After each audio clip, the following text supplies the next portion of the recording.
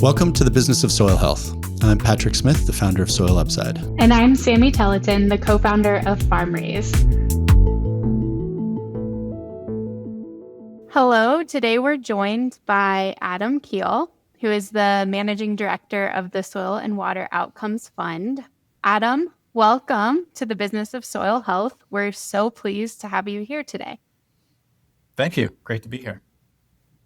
So you are in the business of providing incentives to farmers for on-farm stewardship practices tied to outcomes. If you could tell your childhood self that you're doing this work today, what would he say? Oh, wow. Great question. He would be amazed. I grew up on a farm in Northeast Iowa in the 80s. And if you know anything about the 80s and farming, it wasn't a great time. And my family was a row crop farming family. We also raised livestock. And unfortunately, we lost the farm in 1984. And I distinctly remember the farm sale that we had in a sloppy spring day in March. And my dad was, or I should say my family was an early conservation family in the area.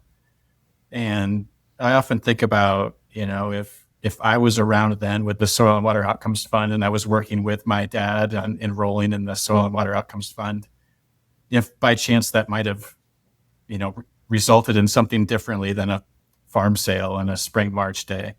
Conservation wasn't rewarded back then like it is today. And I think about that a lot in my work and how, we're trying to produce environmental outcomes on farms, but we're also helping farmers potentially stay farming. And that's what I want to see. And I think about my childhood and the upbringing that I have and, the struggles that we went through in the 80s with the farm crisis and conservation and things like that, and how it might have been different if it were today. Adam, I really appreciate having you here. I've admired the Soil and Water Outcomes Fund for a couple of years, maybe longer than that, from afar. So it's really wonderful to talk to you. And I'm really eager to dig into the details on the Outcomes Fund. Do you call it the Outcomes Fund or SWOF, or what's the shorthand there? We go by both. So Whatever you want to call it is fine. SWOF or the Outcomes Fund or Outcomes Fund. Before we dig into the details, though, I'm really curious about one of the words that you used when you were talking about the story with your family farm. That's conservation. Because a lot of people, I think, assume that conservation means lower productivity, which means worse economics for a farm. And there's tension between conservation, quote unquote, or environmental outcomes and production. I'm curious how you see those two related or unrelated. Yeah. So I see, well, let me take a step back. I think there's all kinds of conservation that are needed. We need to preserve and protect sensitive landscapes, full stop. We also need to encourage production on those areas that, are suitable for crop production, livestock production, et cetera. So, when we think about conservation, we think about efficiency. I think those things go hand in hand. And when it comes to conservation, we're not only trying to protect the soil, but we're also trying to produce the most with the least amount of inputs as possible. So, there's different aspects to conservation and in row crop agriculture especially. And, yes, we talk to farmers about areas that, maybe shouldn't be farmed, but our biggest focus is on efficiently producing crops from areas that are being farmed, and do that in a way that minimizes the impacts on soil, water, air, et cetera, in the process of doing so. So you actually think about conservation as part of the working lands, not necessarily like CRP or something where you're taking land out of production, meaning as conservation. That's right. That's how we think about it. Obviously, as I mentioned, CRP has a role, buffer strips, taking land out of production along streams has a role. We focus our conservation efforts on working lands, and those two go hand in glove, I think. Absolutely. Thanks for sharing that perspective, Adam. This is a great way to segue into talking about the origins of the work you're doing today. So How did SWOF emerge? What is that founding story? How did it come to be? Yeah. Maybe take a step back in time in my career as well, because that's part of the story, obviously. And I've worked for state agencies working to get conservation on the ground. I've worked for nonprofits. And, the typical way of getting conservation on the ground is working with farmers and either through a cost share or some sort of incentive approach that maybe is, like in the case of cover crops, $20 an acre or something like that, right? And there's only so much of those funds to go around. And oftentimes it was from public agencies that were granting funds to, whatever group that was working with farmers at the time, right? I'm one that I want to see change, right? And I got frustrated with the pace of change or the lack thereof with a lot of those programs. And if you think about it, the ultimate goal of those programs of cost share and getting conservation on the ground is to produce outcomes. And if you're a farmer, you think about production agriculture and you're responding to market signals that tell you if you want to produce soybeans at this price, and that's going to signal you to plant soybeans and grow soybeans and sell soybeans. My thought is, why can't we send those signals that conservation and specifically environmental outcomes are valued in the same way that crops are, and let farmers respond accordingly? So sending them a signal that there's value in improving water quality. There's value in emission reductions or sequestration of the soil, and let farmers react to that market signal and implement practices that they are comfortable with. And if a farmer produces outcomes and their value is $5 an acre, great, they can accept that. If it's $45 an acre and they're producing more value, great. So we wanted to send that signal and have farmers respond to that. So it's different than cost share. It's really sending market signals to farmers to produce environmental outcomes, whether it be water or greenhouse gas related outcomes, and have them respond to it. And I wanted to do that at scale. So I wanted to find as many sources of funds as I possibly could and put those together to scale it as quickly as possible. So sorry for the long answer there, but I wanted to have farmers view conservation like they view row crop production, and that there's a market for those things, and send the signals for them to respond to. That's great. Thank you for sharing that. And it makes a ton of sense. I felt similarly working at the USDA SARE program. I had a lot of pride for that program and think it's incredible. But we were limited by the budget allocated to us, right, by Congress and the Farm Bill. And I wanted to see broader scale and pace of change. So I resonate a lot with what you shared there. And then how did you tell us about the folks that are making SWOF happen? So what entities came together at the beginning to make it happen? Yeah. So initially this was around pre-COVID, 2019, 2018, somewhere in there. We were doing small scale pilots in Iowa. And at that time we were bringing together municipalities in Iowa who were interested, or who are still interested, in water quality improvements. And Cargill was one of our early partners, and they were interested in greenhouse gas, emission reductions and removals from agriculture.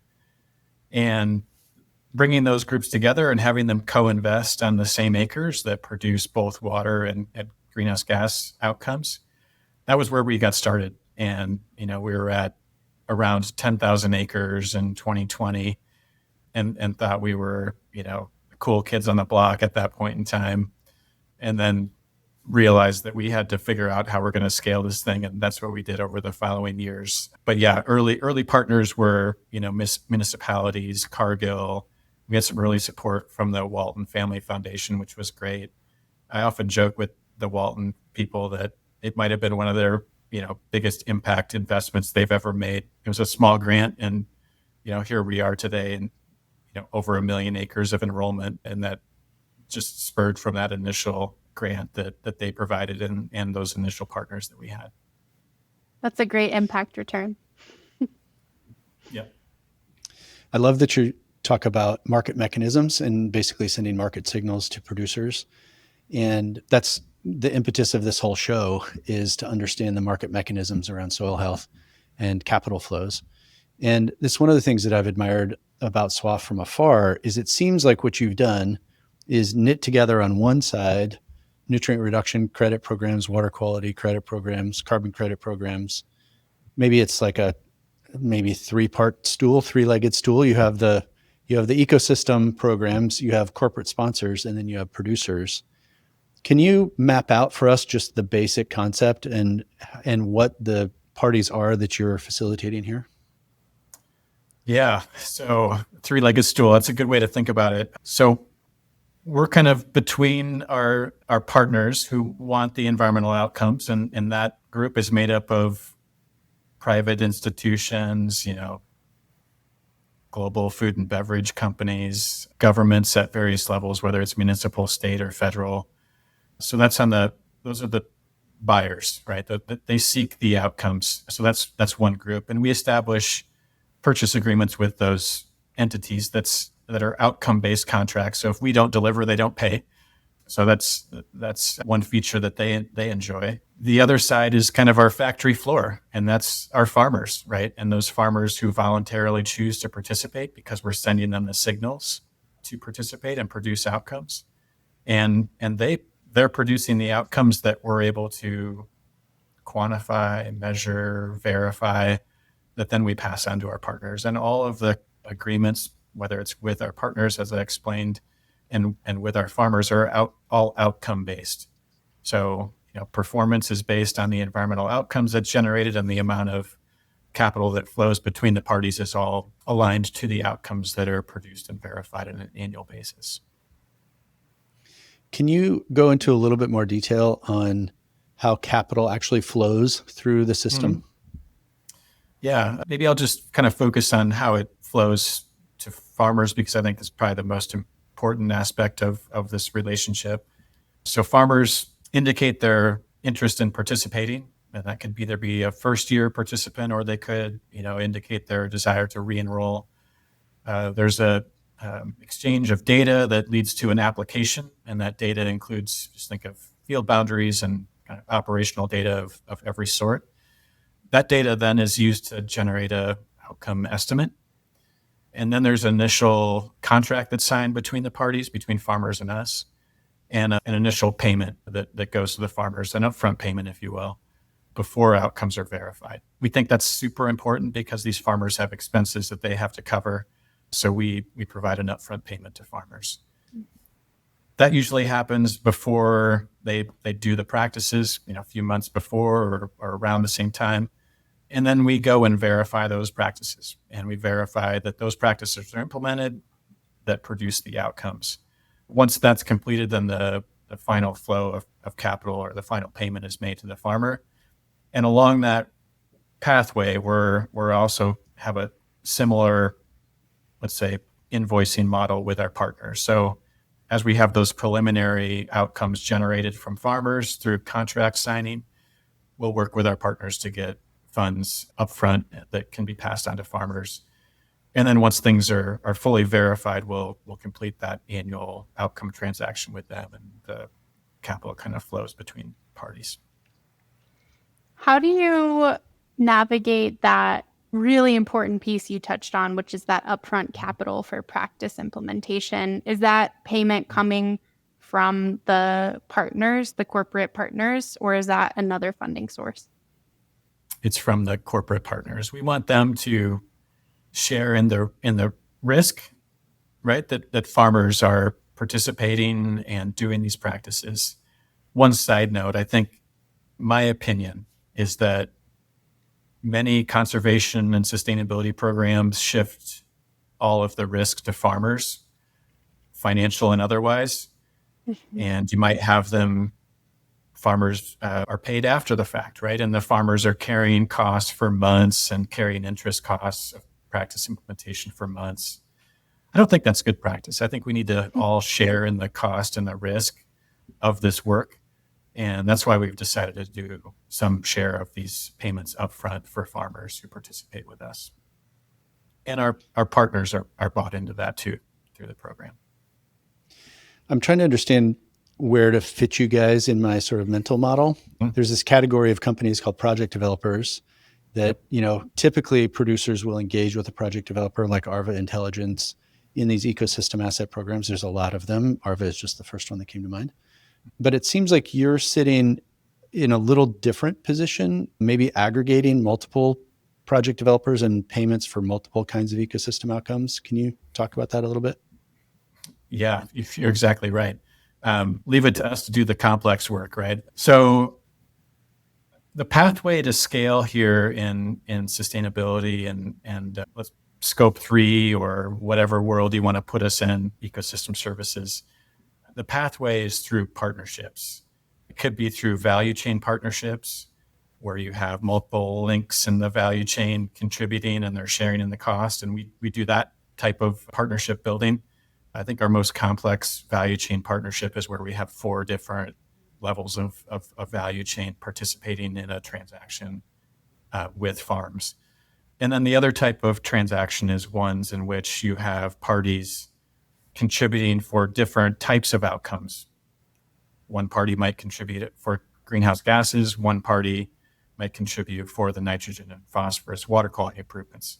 And we do that as well. So we're a project developer. We're also a deal maker. We're a partnership builder. But, most of our time is spent supporting farmers and in implementing other practices. And I think as long as we stay true to that, we're going to have partnerships that are going to come our way, and hopefully we're going to be able to do it the right way in kind of thinking about how to support farmers in a way that works for them while kind of, as I mentioned, sharing in the risk across the chain of partners that we put together. Thank you. What baseball stats can you share with us about the program to date in terms of the scale, enrollment, growth rates? How is it going, and what data is there to support that? Yeah, I mentioned that we kind of got started around 2019. I think our first enrollment year was 2020. In that year, we enrolled 10,000 acres.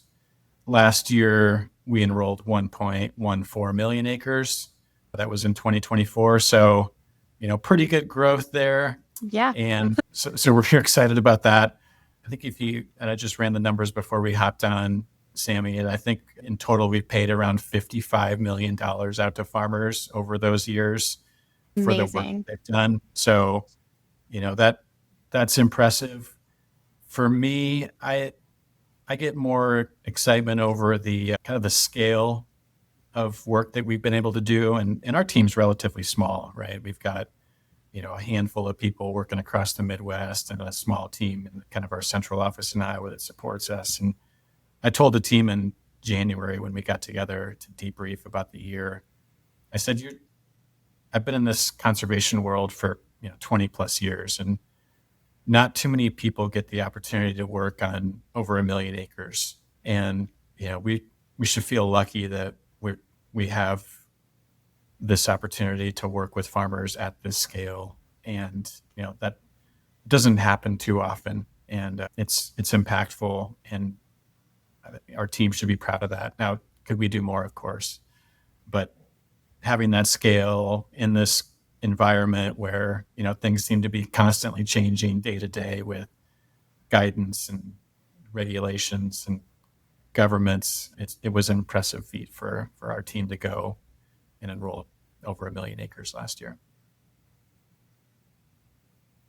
And where have been some inflection points along that path for you? Like, the first deal is obviously a big deal. There's a cold start problem. You have to navigate pulling together all these partners. Yeah. I'm assuming that's one, but where are some of the other inflection points that you've had? That's a great question. Inflection points, man, I think every day is almost an inflection point. You mentioned Arva. Arva works in kind of the same space that we are, and I know those guys really, really well. And, I'd like to think that everybody's kind of having the same inflection points or challenges that we're having. One thing that I think about a lot and have for a number of years is what we're asking farmers to do is no small change. And what we're asking from them in terms of data and information, we shouldn't take that lightly. And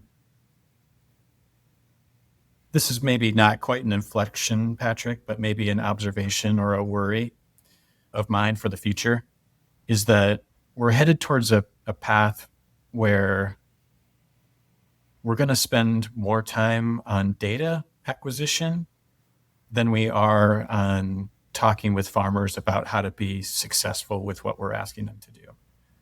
So I don't know, probably not answering your question. My mind just went down the path of challenges and, reflection and inflection, but that's the first thing that maybe comes to mind. That does appear to be a significant inflection point. It's a problem of scale and then also maturity of the program. Right. Yep. I think it also speaks to the difficulty of MMRV, right? And the maturity or lack thereof of that whole space. Can you talk about how you guys do some of the monitoring, measurement, reporting, verification work? Yeah, sure. So I think the biggest aspect of that we spend the most time on is supporting farmers in their data journey. I think that's the linchpin that kind of holds the MMRV process together, is accurate, robust, comprehensive data on farms. So we've got a team of professionals that are working with farmers on their application data submission process. It's probably where we spend a significant amount of time. And I'm not kidding when I say I think we have the most accurate field boundaries in the space. I also think we might have some of the most robust operational data in the space as well. We tell farmers anytime they do anything in a field, we need to know what, when, how much, what rate, what implement, all of those things. So the data sets that farmers are providing to us are very robust. Now, I'm not going to deny that there aren't challenges with farmer data accuracy, verifying those things, because there are. If you look specifically at nitrogen, not to pick on nitrogen, but use it as an example, farmers oftentimes don't have documentation or a way to verify if they said they put down 150 pounds of nitrogen, did they actually do that? There's so many different parties involved in farming outside of just the farmer that acquiring that data is a challenge. So we've got a lot to work towards and improve on data verification and accuracy.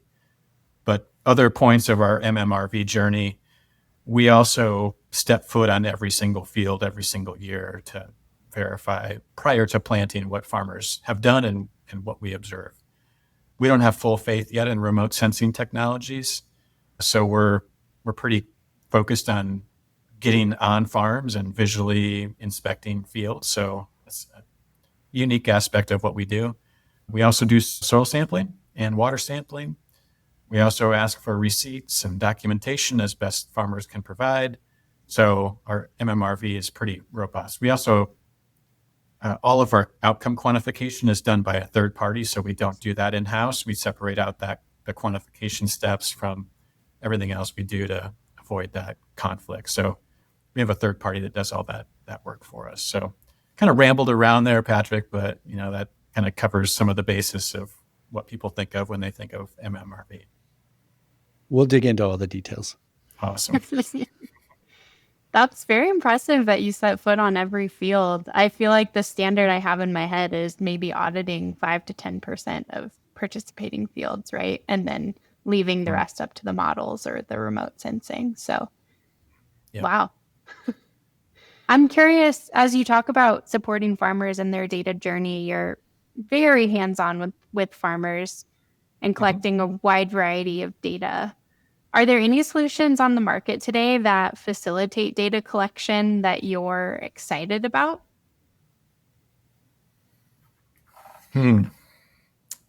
That's interesting. You should ask that.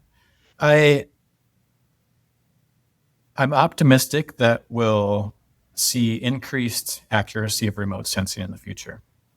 Full stop. That's going to improve, and I look forward to the day that improves. There's a lot more in agriculture that can't be viewed from a satellite. It's those operations, that information that worries me a bit. And I hope that we can get to a day when, there's more sensors and monitors and data is shared more freely and farmers have ownership of that data and possession of that data.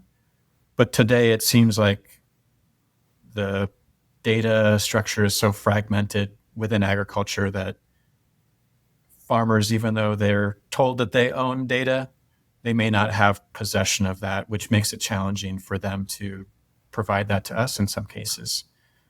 So for example, crop protection passes that might be done by a ag retailer or a third party that the farmer might be working with. The farmer doesn't likely have that data, right, about when and what rate and how much and all of those details.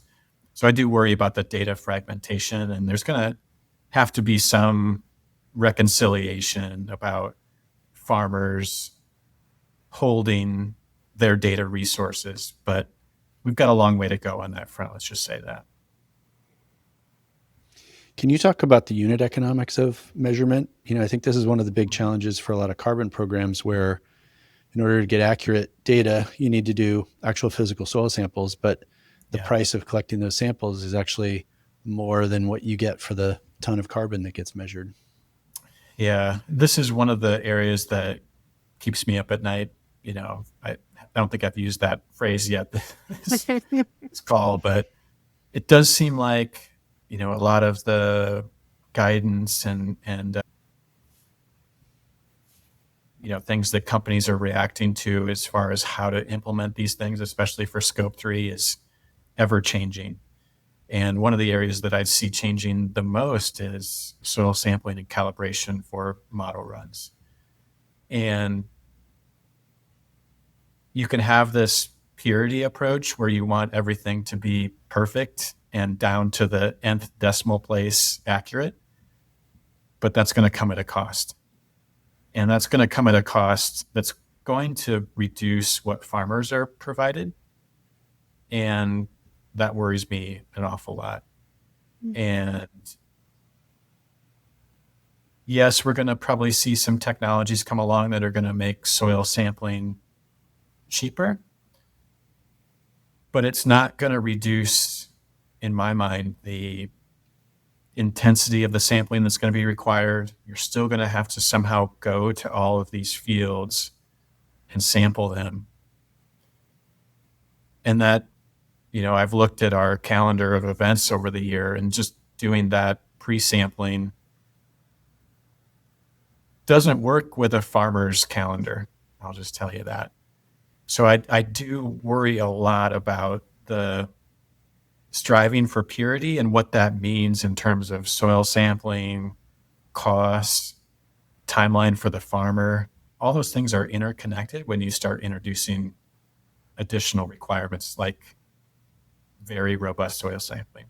Should soil sampling be done? Yes. Should it be done on every field at, multiple locations within the field? No, we got to find some middle ground. And that's where I think we need to see some improvements in this space, is some compromise between being, entirely pure to the accuracy of the level and being good enough that we can, report something and feel like it's directionally correct, and models and tools will modify and adjust over time as more science and data comes along. Can I dig a little bit further into the weeds just for a second? And this will help me understand your role a little bit too, I think. What protocols are you guys using? Is it Vera Is there, gold standard? What are the stratification? You talked about, sampling density. Help me understand how the projects are constructed a little bit more relative to the standards that exist. Yeah. So I'd say we're aligned with a lot of standards. I'd say we're probably most aligned with GHGP and ISO 14065. Those are most aligned with what we do. What we do with all of our partners is we present them with our methodology, our own methodology that we have. They review that. Verifiers utilize that when they're doing verification work. But it's really our own methodology that we've developed that we utilize with implementation of the program. And that lays out everything from farmer contracting, soil sampling protocols, water sampling protocols, field visit protocols, all of those aspects. So in the absence of aligning to something specific, we've kind of taken what we think is the best of everything and built our own that our partners utilize, and auditors and verifiers then evaluate us against. As someone who hasn't, unfortunately, read those protocols, Adam, which outcomes are those aligned with or covering? Our methodology. Is that what you're your talking methodology, also the two that you mentioned, the GHGP and the ISO one. Yeah, which outcomes in particular do those cover? Yeah, those are going to primarily cover anything greenhouse gas related. So soil carbon sequestration and then emissions reductions, which, probably maybe think of that as inventory accounting these days. And then on the water quality side, typically it's going to be state by state or even kind of entity by entity. But in Iowa, for example, our water quality outcomes are audited and reviewed by the state environmental regulator. And that kind of requires a whole different process than some of the greenhouse gas work that we do. So when you construct a project, let's say you have a corporate sponsor that's coming to you. Is that typically how it works? A corporate sponsor will come to you, or do you approach them? Could work both ways, but now it seems like more are coming to us, which is good. Nice. Yeah, that's great. You will then design a project that meets their needs. And it also sounds like there may be some ancillary benefits, some water benefits or some, nitrogen benefits or something else that, some nutrient reduction, runoff results. And then you go and try to find buyers for those as well. Is that kind of how the partnership gets constructed? Yeah, at a high level, some groups are interested in let's say the full suite of environmental benefits. Some are only interested in a few aspects of those. So it kind of depends on the partnership. We might not go seek a water quality buyer, or we may, just kind of depending on what, say, a corporate partner wants. If they want the full suite, then kind of easy, right? You write up the agreement and they receive the full outcomes, if you will. In other cases, they may only want the greenhouse gas benefits, or they may only want the water benefits, and then we can put together a partnership structure that is complementary to support those that say they don't want. We can find other partners to fill in the gaps. And can you talk about your geographic coverage? Last I looked, and it was a while ago, it seemed like there were pockets, or it was not contiguous. Mm-hmm. What drives the geographic coverage for you? Our partners. They tell us where to work, what watersheds, what sourcing regions they want us to focus on, what crops and commodities they want us to focus on, and then we get to work. So 2024, we had enrollment occurring in 21 states.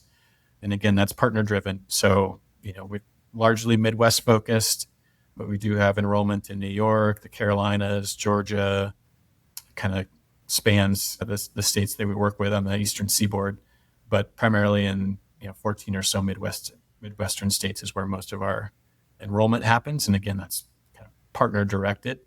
We tell them where we think we can get enrollment, and then we get to work. Adam, you're covering carbon and water quality related to probably nitrogen, phosphorus. What are some of the outcomes that you're looking to add, or that the market is telling you, hey, there's demand here. Let's figure out how to add these into the suite? Yeah. So you're spot on with what we're doing today. I will add a couple. We do have a soil health indicator score that we have run for every field. So that also helps us kind of ensure that we're pointed in the right direction as far as what farmers are doing from a soil health standpoint. We get a lot of interest in biodiversity, but nobody knows what that means. Probably not new to either of you, but that's one nut that we're trying to crack is how to do that. And there's many different ways to do that. When I think of biodiversity, I'm thinking of habitat for some sort of species, right? And it's probably a different suite of changes that we're going to have to ask farmers to do, but I think that will be in the horizon here at some point in time. I do think that there's, a little bit of figuring out, let's say, that many in the sustainability space are going to have to do to, where do we go from here in terms of budgets? Where do we go in terms of, goals that we've set for ourselves? Just maybe a reflection point in 2025 about what does the future look like? But I do think that biodiversity or, focus on nature is probably maybe what's next. And that probably includes water, it includes soil, but also species and habitat, and how we can measure and monitor those different benefits that are provided by conservation on farms. Absolutely. And not wanting to lead the witness here, but I'm hearing a lot about wildlife corridors these days. So in addition to the specific species habitat that you mentioned, I'm curious if that's coming up in some of your conversations too. Not as much. I think it's probably based on where we work. When I think about wildlife corridors, I'm probably thinking about, species that have, land-based migration occurring. The geography where we work, that's not really too much of a focus. Might be more of a Western U.S. issue potentially. But yeah, that makes sense because I live in Denver, so it's the topic du jour. Yeah, I get it. I mean, that's important, and I think agriculture and ranching and rangeland has a role to play in that, and hopefully we can get that figured out. I'm hearing you talk about two different things largely independently. One is practices that get implemented on farm, and the other is the outcomes that you're measuring. Can you talk about the relationship between those two things? Because my understanding is that the outcomes are a lot more effective if the practices are stacked, but that makes it much more complicated on farm. And so I'm curious how you can address those. Yeah. So just to probably state the obvious, the practices produce the outcomes. So we want farmers to implement practices. And to your point, we want to see stacked practices. But ultimately, we don't want to necessarily be directing farmers what to do if they're not comfortable with that. But we do want them to do as much as possible. So, ultimately, we want to see, our sweet spot would be no or reduced tillage, plus cover crops, plus some sort of fertilizer management program, plus some sort of diverse crop rotation. That's the gold standard that we want everyone to reach towards. But we realize that not everybody's going to be there. And, a farmer might only do one of those things or two of those things or three, but we have that to strive for. And for us, if we have a low producing outcome field, that just means we need to work with more of those fields, right? To produce the volume of outcomes to meet our quota. We typically know how much it's going to take to reach our partner goals in terms of acres based on our experience in working in certain geographies. We have a pretty good understanding of the greenhouse gas removals and emissions that can be achieved in northern Minnesota versus central Iowa. And, we know that it's going to take more acres to achieve the same volume in northern Minnesota than it is in central Iowa. So, we're constantly looking at what we're producing per acre in terms of outcomes, what practices are being utilized. At the end of the day, it's the farmer's choice, and we want to support that. It's on us to then figure out, do we need 100,000 acres or 200,000 acres to meet this particular partner's outcome target? Got it. I want to push back a little bit. Practices create outcomes sometimes. Right. Like not all cover crops are equal in a given producer's context. Yep. And timeline in their transition and all the things. So I'm curious to what extent you all provide TA, technical assistance support, along with program requirements. Yeah, I'll come back to the TA, but I want to address the not every practice produces outcomes question or comment. Totally true. And, we have fields that farmers propose to enroll that don't produce outcomes. And we're doing that outcome quantification prior to contracting.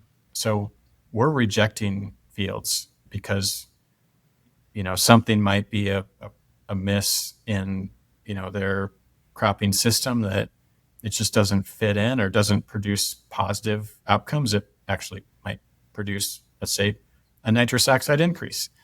Those are things that we take into account, and they're either addressed in the payment or the contracting. But you're spot on. Not every practice is going to produce an outcome, but hopefully we're weeding those out prior to contracting. And if a farmer, say, doesn't do the practice, this is kind of a different aspect of it. We're finding that in the field inspection, and those fields are rejected through contracting. And there's times when we claw back money, and that happens every year with farmers. So, I want to make sure that we want to ensure that farmers are doing the right practices and they're following through and they're producing the positive outcomes, so that we can have a quality product for our partners at the end of that year. Back to your question about TA. In addition to, helping farmers with data during kind of the enrollment time of year, our team also helps farmers with practice implementation and providing guidance as needed. I will say, I think oftentimes the conservation community might overemphasize the need for TA when it comes to some of the type of practices that we're encouraging farmers to do. I don't think we should, say that farmers don't know how to no-till. Yeah, they might need a little help with, planter adjustments and equipment recommendations, but, it doesn't require the same level of technical assistance for no-till as it does to build a terrace, for example, on a farm. So, yeah, we provide TA. We find that a lot of farmers generally have pretty good ideas about how to implement these things, but we're providing guidance to them on, termination best practices for cover crops, or here's how to successfully set up your planter for no-till. So that's the level of TA that we're providing to farmers. But just had to throw in that comment about, how we might sometimes overestimate the need for TA with some practices. Yeah, and TA oftentimes can take on a paternalistic role in programs too. So where producers are very capable, and in some cases peer-to-peer support is more important than some nominal technical assistant. That's right. But also remember, a farmer's competitor is their neighbor. So, there may be some that don't want to tell, their neighbor or their peers that they're able to produce more with less because they're at a competitive advantage over their neighbor as well. That's an interesting dynamic. It's kind of the opposite of the peer challenge of being the first one trying these things in your area, where you actually want to see others doing it and connect with them. Once you get really good at it and everyone else is doing it, then that competition aspect comes in. Adam, on the farmer, let me just tell a story about that quick. I once was working with a farmer, and he'd been doing strip till for a number of years, and he happened to be a John Deere dealer in north central Iowa. And he told me once, he's like, I wonder if these farmers in my neighborhood think, hey, that guy's been losing money for 10 years by doing this. Like, what is the thought process behind this? I mean, they're doing these practices. The guy's super intelligent. He owns a John Deere dealership. And do other farmers, their mindset is like, oh, he must be losing money because he's strip tilling. And it's like, sometimes it just doesn't make sense in your mind. But, trying to figure out everything that goes on in agriculture, you probably pull all your hair out. Yes, absolutely. I'm curious. I get your point about TA, and maybe that the need for TA is overblown in certain practices. I am curious, are there particular practices where we do have significant TA gaps that need to be filled, whether it's expertise or boots on the ground? What are you seeing with that? Oh, yeah, for sure. And I'd say that if we think about conservation or sustainability practices in general, there needs to be more TA assistance when it comes to engineered practices. Farmers that I brought up terraces earlier, waterways or manure management systems, saturated buffers, bioreactors, whatever, wetlands. The TA for those practices is lacking. And as a result, those implementations take years to get through the process. So if we think about TA encompassing everything from design and layout and construction and how to best implement these things, for sure, you're exactly right. There's TA needs in those areas, but we shouldn't think of TA uniformly across all conservation activities in agriculture. Can we bump it up just a little bit out of the on-farm implementation to program dynamics for you? Yeah. I'm curious what growth rate you're seeing, what sort of inbound interest you're seeing, what's the sort of velocity around this? Yeah, so from 23, to get more details on the baseball stats, to use Sammy's words, in 2023, we had an enrollment of right around 400,000 acres. I mentioned last year in 24, we were at 1.14 million acres, thereabouts. We're not seeing the kind of exponential growth this year, but I hope that kind of gets worked out. We've had some change in the political landscape in the U.S. We've kind of had some ups and downs with maybe some of the budgets and financial health of some major companies. So I think once we get kind of some of these dynamics figured out, my hope is that we kind of regain that growth footing. We are seeing growth this year. It's just not exponential growth. And I'm curious about trends in corporate engagement that you're seeing, whether that's sustainability or procurement. Are there shifts in what's driving the interest in this? Yeah, every company seems to be different. Probably not surprising, stating the obvious there. I think you kind of have a couple different groups, and I'll just bucket them. Those that have set publicly stated goals and those that haven't. And personally, if I was a company today, I probably wish I was in the bucket that hadn't yet stated a goal, just because there's so much that's being figured out on the fly, and what guidance is emerging through SBTI or other guidance bodies. So a lot of our initial engagement was with those companies that have set publicly stated goals, and I think they're working towards those goals with us and probably other implementing partners that they're working with. And I do think, a lot of them are, as you guys know, 2030 targets or thereabouts. And frankly, there's a long ways to go. And I worry about, progress being made or not being made.